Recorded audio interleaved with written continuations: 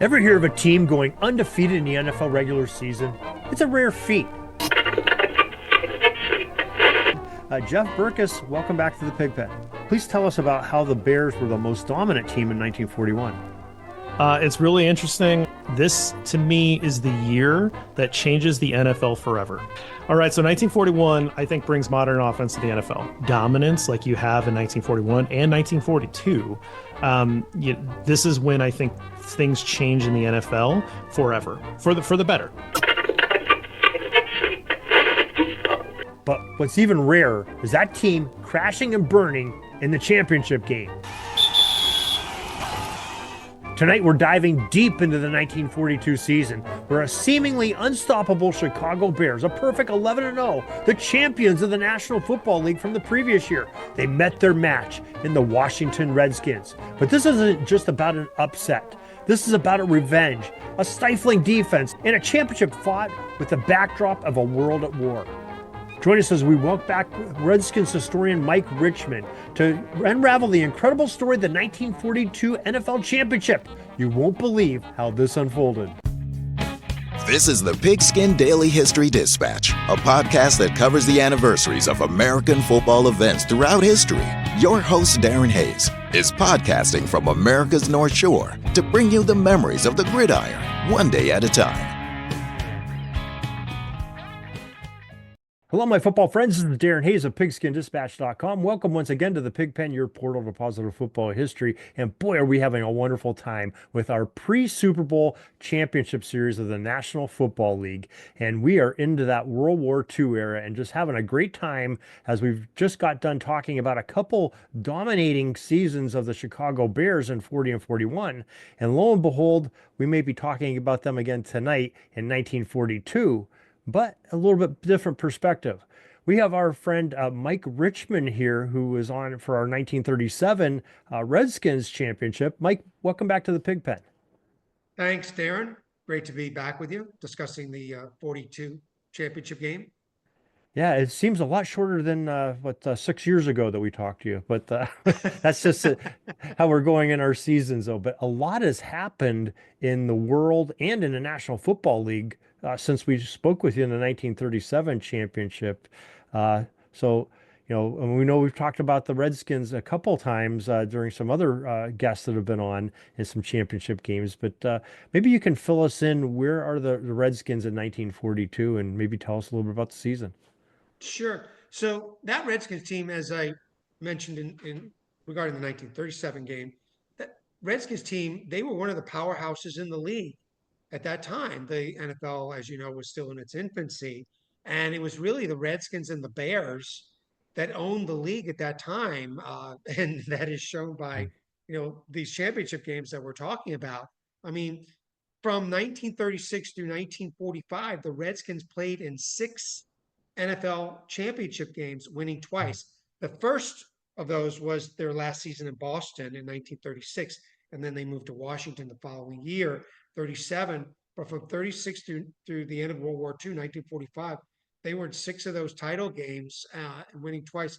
And the Bears, from 1929 through 1946, they played in 11 championship games during that period. I'm sorry, 9 championship games, 32 to 46, and they went 6-3 in their championship games during that period. So, I mean, those two teams, they were the league powerhouses, and they collided themselves 4 different times in league championship games, 37, 40, 42, and 1943. So it was basically the Redskins and the Bears at that time.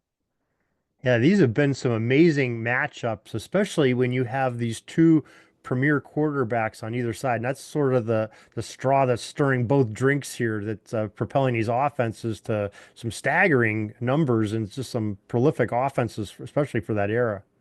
Right. Well, at a time when the league was still run oriented for the most part. I mean, Sammy Baugh and Sid Luckman, they were the 2 top passers in the NFL at that time. I mean, Baugh was a rookie in 1937, Luckman in 1939, and they basically ruled the league in terms of passing.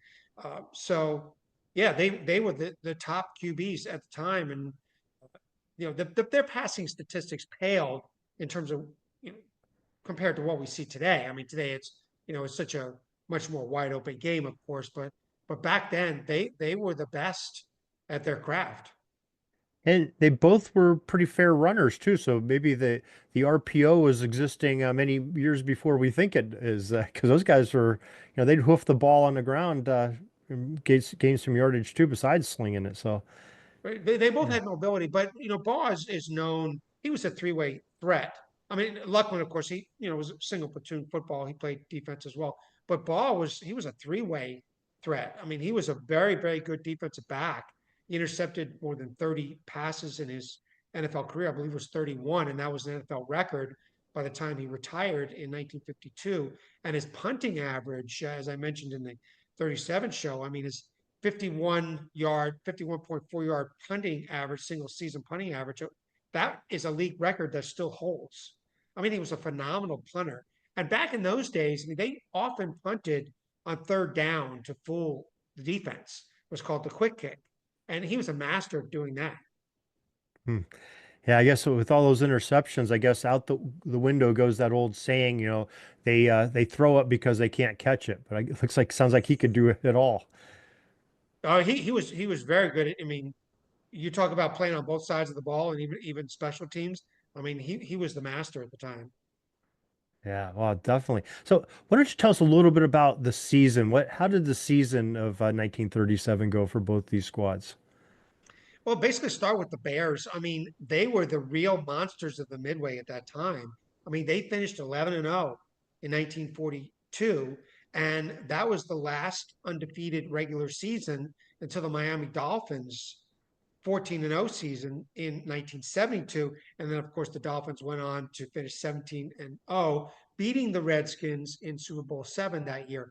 Now, what's interesting, a very interesting detail, is that so the two teams that have gone undefeated, the 1942 Chicago Bears finishing 11-0, and the 2007 Patriots finishing for 16-0, and then 18-0 when you count their first two playoff games, they both lost in their Hmm. championship games.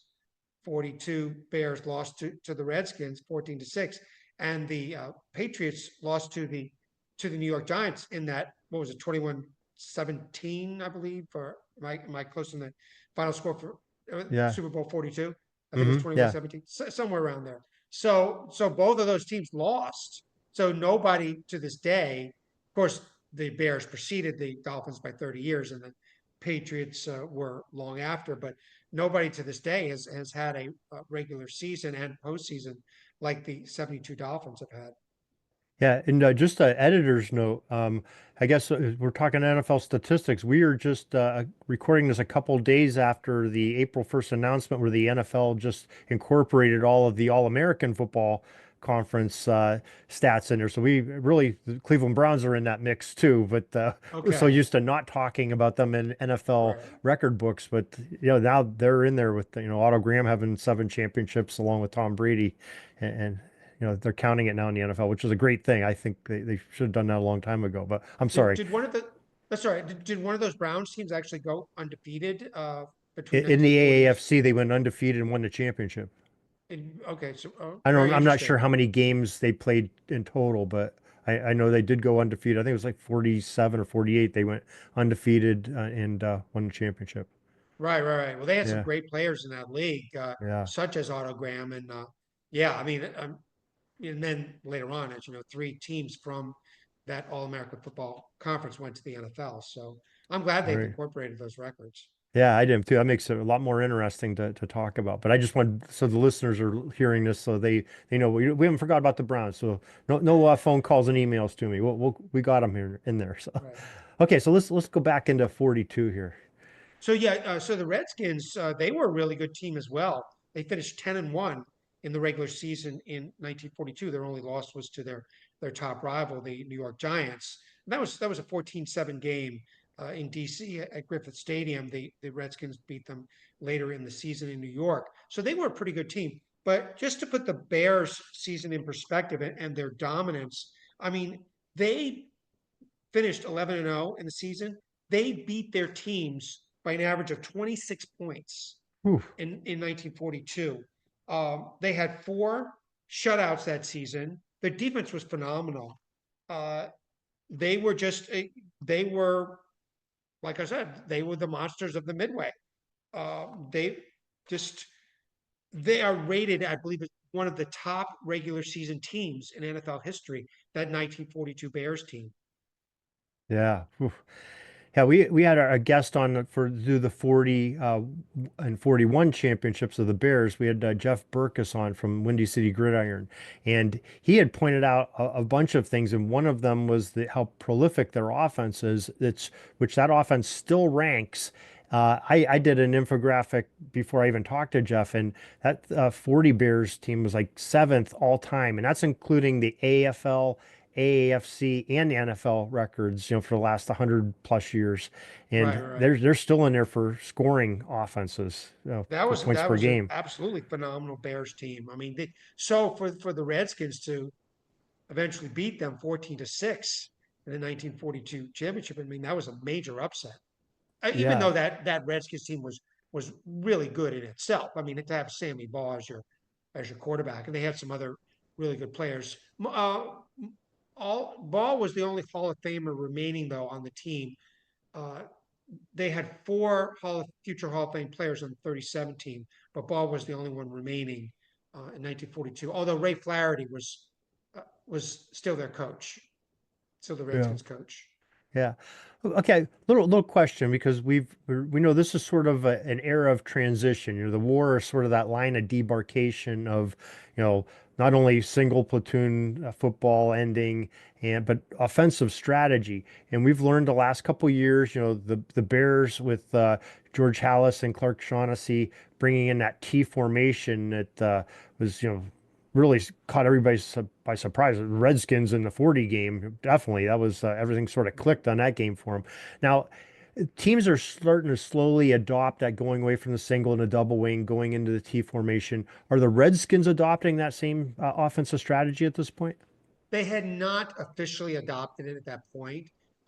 That did not come until the 1945 season. Kind of like 45, and then they really got serious about it heading into 46, around that time, 45, 46. So, but the Bears, I mean, they were still running the team. But this time the Redskins were a little better prepared for that. Wayne Milner, their Hall of Fame end from the 37 team, he was a scout at this time around the 42 championship game. He went to scout the Bears and Okay. specifically their wishbone offense. So they were a little better prepared for it heading into the 42 championship game. Yeah, I guess when you see something for the first time and it's just like a well-oiled machine at that point, it just like hits you like a bulldozer. But if you have time to prepare and look and find its weaknesses and the chinks in the armor, you're a little bit more prepared and you can know how to defend it a little bit better. So defenses always catch up to offenses. That's Yeah, something that absolutely. always happens throughout football That's been history. the trend since the origin of the NFL. But just Right. as a little sidebar to that whole Bears team from that time. So Clark Shaughnessy was known as uh, the brilliance behind the wishbone offense because Hallis had consulted him. I believe Shaughnessy was the head coach of Stanford University Hmm. around 39, 40, sometime around then. And Hallis consulted him. He wanted to know more about the wishbone. And so he picked his brain, but that's how the Bears really came to develop and implement the wishbone. I mean I'm sorry, wishbone, the T formation in 1940. So and anyway, Shaughnessy was later an assistant coach with the Bears in the 1950s and early 60s, and George Allen, who I wrote a biography about, the legendary NFL coach, he replaced Shaughnessy as the Bears defensive coordinator late in the 62 season. So just that sidebar. But Shaughnessy was the originator.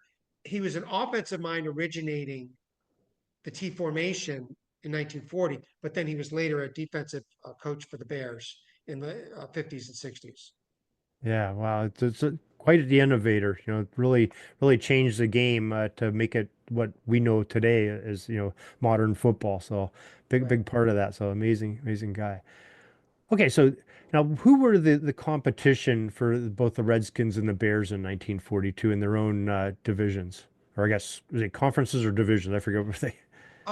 For the Redskins, it was, I mean, their biggest rival was the Giants. I mean, Okay. they faced them twice. So Um, same old, same old. It seems like that those two are battling it out there for the last decade or so. right, right. And for the Bears in the Western Conference, that escapes me at this time, but I can look that up. If But I think the Packers were still, the even though they were Packers, on right? down, yeah, the Packers were on Detroit a little bit, the Yeah, Chicago Cardinals a little bit, but but mainly they romped over, through everybody basically that season. yeah, There was not one game that was close. yeah, they're really, That like you said, there was really no competition till this championship game in December. So right, you go, 3 4 months without much competition. That's pretty dominating. right.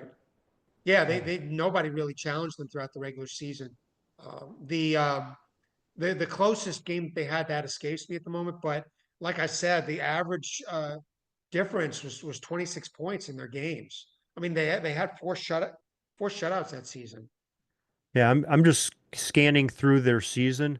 The closest game I can find out of the 10 before the championship game is 21-7 in week 2 against the Cleveland Rams. Yeah, And nothing else, there's a 16-0 victory over the Lions November 1st. That's, yeah, that's still dominant. When you win by over 2 touchdowns, that's a big win. right. Wow, amazing. Amazing. Yeah. Whew. So yeah, I would not have liked to have faced the Bears. They actually remind me in a way of the '63 Bears and also the '85 Bears. Particularly, I mean, the '63 Bears, and I'm biased for that team because that was George Allen's team, but also the '85 Bears. Nobody could really challenge them that year. If I know you Except, recall that except team. that Monday night Miami game. That was Right, that was right, their right. that was their only bugaboo, I think, all year. Right. They finished 15-1 in the regular season, I believe.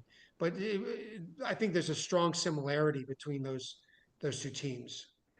The only reason I remember that game, I was a senior in high school, and we have our hunting season in Pennsylvania is always the Monday after Thanksgiving, and that Monday night game, and I got my parents let me take an extra day off because we were deer hunting, so I got the Tuesday off too. So I got to stay up and watch the Monday night football game, which even in high school when my mom said I'd have to be in bed by 10, I'd try to sneak in there, but I got to watch that full game. That's how I knew the Dolphins win with Yeah, Marino. Marino. I remember Yeah, Marino had a yeah. great game that evening. Yeah, that's for sure. For sure. Well, okay, so we have these teams, the Washington survives, any threat that the Giants and anybody else has in the East. Chicago dominates the West. They meet in this championship game. Where's the game at this year? We know that it alternates each year.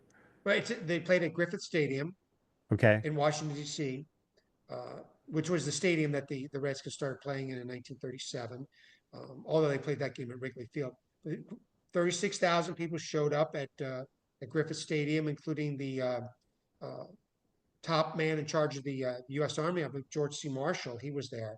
Hmm. Um, so on break from his wartime duties, he was there, and yeah, packed crowd, 36,000, and just boisterous. They were ecstatic, and you know, and that was, I mean, a lot of people, they started to become true Redskins fans at the time because the Redskins were instant winners in the nation's capital. So they had also already developed a very large following, and rightly Yeah. so. I mean, everybody likes to pull for a winner. Yeah, that had to be an amazing time, especially that era, what's going on in the world.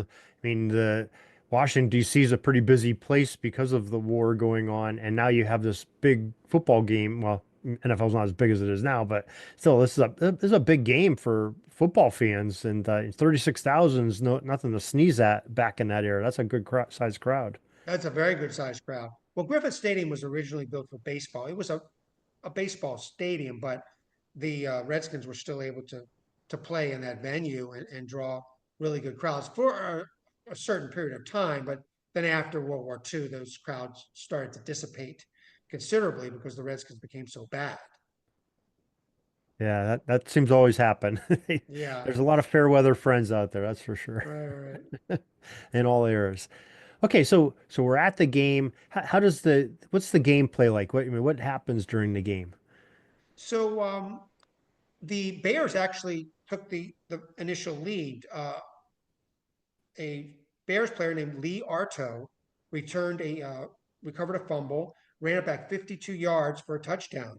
6-0 Bears. They missed the point after, so Bears had a 6-0 lead. That was early in the second period. Later in the second period, the Redskins took a 7-6 lead. Um, Wilbur Moore, very good two-way player on the Redskins. He intercepted a pass, brought it back to the Bears 42. Uh, from there, Baugh immediately threw a 42-yard touchdown pass to the same player, Wilbur Moore. It was Hmm. just a gorgeous catch. I mean, Moore was his back, his helmet and his back were kind of like what you would think as like in the direction of Baugh. So when he caught that ball, his arms, the ball came over his helmet and it landed in his arms. And he had a Bears player draped over his back when he caught it around the same time. And he fell into the end zone. So that was a 42-yard touchdown reception. The Redskins kicked the extra point, took a 7-6 lead. Now, here's another sidebar. I want to tell you about Wilbur Moore. Okay. And he was a very good player, and I featured him in my book, The Redskins Encyclopedia, in the player bios. Um, the story about him is in 1965, it's kind of a morbid story, but 1965, he was separated from his wife at the time, and there had been some argument in front of her house. He, she apparently called him over, and he was working in the garage at her house, and then she shot and killed him. Oh, Right. So it's the only story I know of its kind in Redskins history. But yeah, but this was the same Wilbur Moore who was it. He starred in the 42 championship game. So yeah, it's almost sort of reminiscent of the modern day. Who was the player for the Panthers, the Carolina Panthers, that had similar instance? He went to his ex-wife's and ended up getting shot. right, So yes, yeah, I forget the yeah. gentleman's name, but I read it recently. So Okay. so the Redskins held that 7-6 lead into the third period. Late in the period, they took possession around their own 43-yard line. Andy Farkas, a really good running back for the Redskins at that time, he ran the ball 9 times on an 11-play drive, and the final time was a 1-yard touchdown run. And as he was going over the goal line, he you could see his body was already over the goal line, and then he fumbled the ball. But they had already ruled it a touchdown. But in terms of, let me read this passage to you from Corinne Griffith, the wife of uh, George Preston Marshall, the Redskins owner. She wrote it in her book, in her 1947 book, My Life with the Redskins. She describes that touchdown, and they used really colorful language back then, and it was very creative in how they described things. She wrote, "quote The ball was snapped. The Redskins charged with every ounce of strength they could muster. The Bears held with every ounce of strength they could muster. With neither side giving an inch, the result from Andy's point of view was a very messy looking pile of humanity. Andy couldn't see any way to cut through that sort of thing, so he just climbed up to the peak and slid down the other side, head first to a touchdown, giving the Redskins a decided lead." Yeah. So it sounds like it's a precipice of humanities climbing over and sliding down. I love that. So, Love it. and actually, while it was an 8 point lead, they made the conversion, so it was an 8 point lead. The game was not decided at that point. The Bears had two more really good opportunities. They drove from their own 23-yard line to the Washington 11, but that ubiquitous Sammy Baugh intercepted a pass in the end zone that stifled that drive. And then the Bears got possession one more time late in the fourth quarter. They drove from their own 20 to the Washington 1-yard line, and the Washington defense put forth a goal line stand Wow. to That's stop gotta them. And be One of the any most opportunity to dramatic goal touchdown. line stands in history. This is for the title game. Wow. In a close ball But, game. but I think that they were helped a bit because I think the Bears were called for a penalty, like a 5-yard penalty or something. Push them back a little bit. Hey, that still counts as a goal line stand. You know, that they didn't have to commit that penalty. They did that on their own. Yeah, yeah, yeah. So, Amazing. but that and the Redskins just ran out the clock from there. That accounted for the win, 14 to Yeah, you 6. you you can't write a story, a fictional story of a game any better than that. To have you have a team undefeated, they come in, take an early lead, and the Redskins hold on. Sounds like a turnover battle. I mean, defenses on both sides really played a big part in that in the They did, scoring. yeah. And And also, the Redskins really, I think I know they were up for that game, not only because it was the championship game, because they really wanted to gain revenge on the Bears for the 1940 NFL championship game, the 73 to nothing game, because they felt that the Bears really ran up the score in 1940. So they wanted to absolutely gain revenge on the Bears yeah, that day. it's hard to get a 73-point victory by accident. That's for sure. Yeah. You have to have some intent there to do something. Wow. There's a story from that 73 nothing game. They ran it up so much that they ran out of footballs that day because the footballs were being kicked into the stands. I can believe it. That is a lot of scoring. That's I believe our guest told us that was the largest and still the largest victory, one-sided victory in NFL history, and it I happened to believe be in a it is, championship yes. game. That's incredible. I think beyond a championship game, I think in any Yeah, game, any NFL game in 105 years or 73 whatever we've points, had. yeah. Yeah, Phew. Crazy, crazy, Now, crazy. interestingly, the Redskins are also involved in the highest overall point total for a game in NFL history, 113 points. They beat the Giants 72 to 41 in 1966, back in the St. Jurgensen days. So the Hmm. Redskins have one infamous distinction in terms of point totals, and then one very notable distinction in terms of point totals. You know, I think Redskins fans, if anybody ever talks about the 73 nothing game, they should point to say, hey, it wasn't as bad as like Cumberland against Georgia Tech back in 1916 or whatever, the 222 to nothing game. Point Did back to you the college games. right? Did your guest for the 1940 game? Did he share the story about how when the Redskins scored a touchdown? So a reporter asked Sammy Baugh in the game, what would have happened if uh, if the Redskins had made their what happened is Masterson, one of the receivers, or Charlie Malone was one of those guys, dropped a touchdown pass in the game. So Ball, with his Southern draw or Texas draw, he said, "Oh, I reckon the final score would have been 73 to 6." Very matter of factly, Captain Obvious. So Right. that's a great answer. Well, Mike, that is like a tremendous thing. I mean, it's amazing how many of these early championship games you have are they're just so dramatic, and I mean, these teams are playing their hearts out. And very memorable games, 14 to 6 scoring this one back and forth. It goes down to the very end, goal line stand. Man, that's Hollywood stuff. And just some of these other championship games. That just amazing, and yet you told us so well, and we really appreciate that.